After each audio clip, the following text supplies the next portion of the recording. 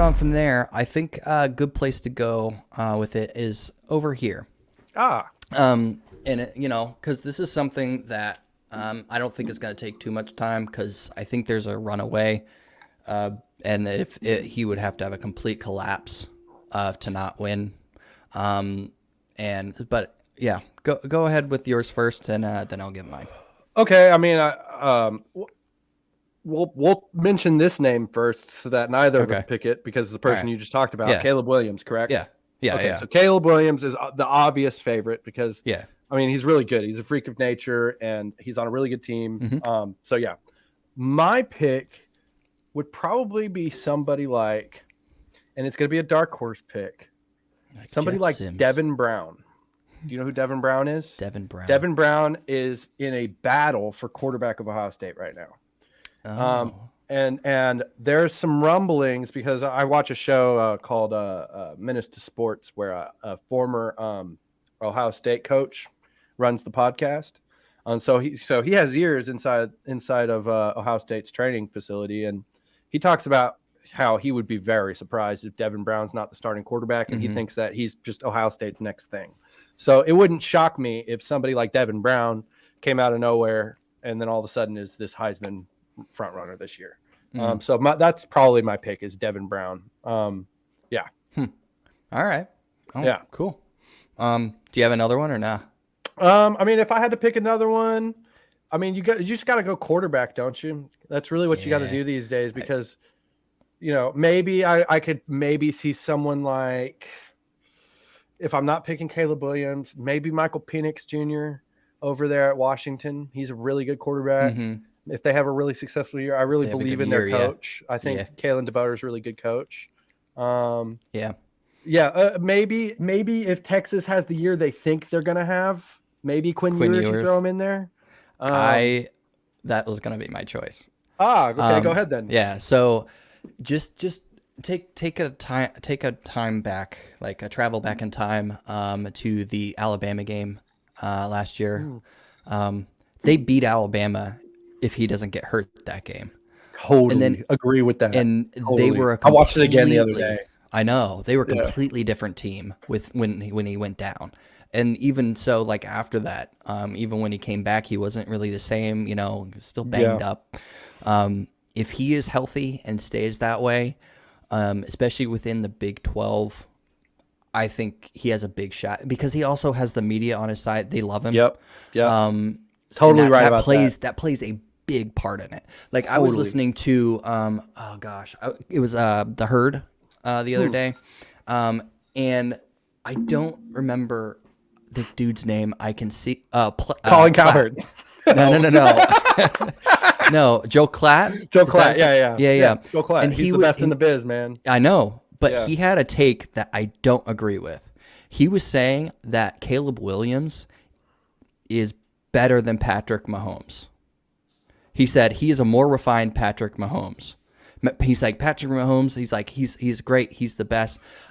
But he's very good, but he's still unrefined. Caleb Williams is a more refined Patrick Mahomes. And I'm just like, that is he's a very good, but he's played in college. He's a college quarterback. Yes. Agreed. He's a college quarterback. Like watch the documentary Quarterback. Like Matt Rule was talking about this today. That's why I was mentioning it. Watch the documentary Quarterback. The documentary Quarterback basically proves that being a quarterback, there's definitely skill involved. But it is much more to do with what's between your ears and your feel of the game, your brain and your feel of the game. And so while I do understand where Joel Klatt is coming from, what he's really trying to say is that Caleb Williams has a lot of potential. Yeah. That's really at the core of what he's trying to say, is that he's trying to illustrate how much freaking potential this guy has. Because he does. Skill-wise, raw skill set, he might be right. But Patrick Mahomes has an insane skill set, first of all. And then he's proven to have an insane resolve, mental toughness, understanding of the game, a creativeness and an unpredictability. And so it takes a lot to get there. You could say that. And you know who else was an absolutely amazing college quarterback that they thought was going to translate really well at the time? Marcus Mariota. Fair. Marcus Mariota was balls to the wall. He was Caleb Williams back then. Like his name was on everybody's tongue. You could see how he played. He was like, and he had like a decent year or two in the league, but he's not Patrick Mahomes. He's a backup now. He's a backup for Jalen Hurts. Perennial backup at this point. So it's hard to say. I'm not going to take anything away from him because I do, as I mentioned at the top, I think he's going to be the runaway favorite, and he would have to have a really step down to lose. But one more name who it would be a crime if we failed to mention it, but I just don't like Brian Kelly, so I don't want to talk about LSU. Okay. But Jalen, oh my gosh, not Jalen Daniels. That's the guy at Kansas.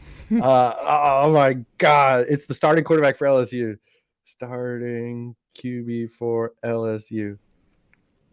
It's Jaden Daniels. Okay. So give me a break on that one. Okay. Right. Jalen Daniels is the one that's at Kansas, who also actually could be thrown in the conversation.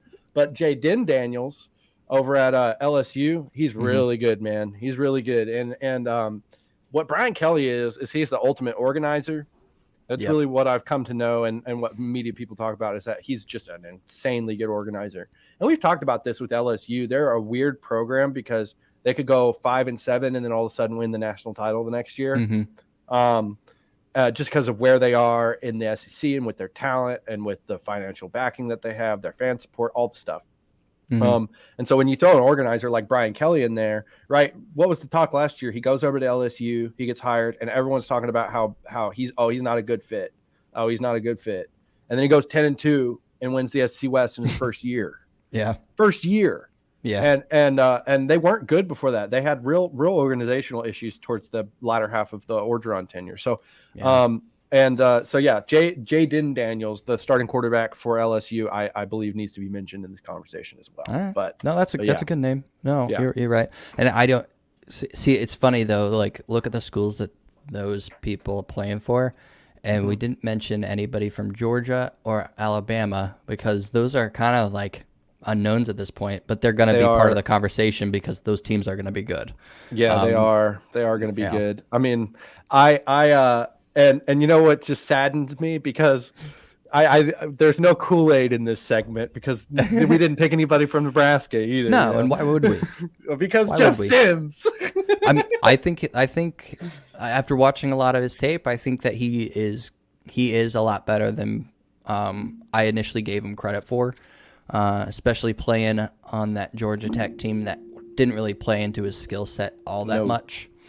So I think that, and he's Rule's guy. He went out and got him, but he's the dark horse. He's a big dark. I mean, even if you're a general college football fan looking at the landscape, I could see 1 out of 100 people looking around and being like, "Oh, Jeff Sims, he's my dark horse pick."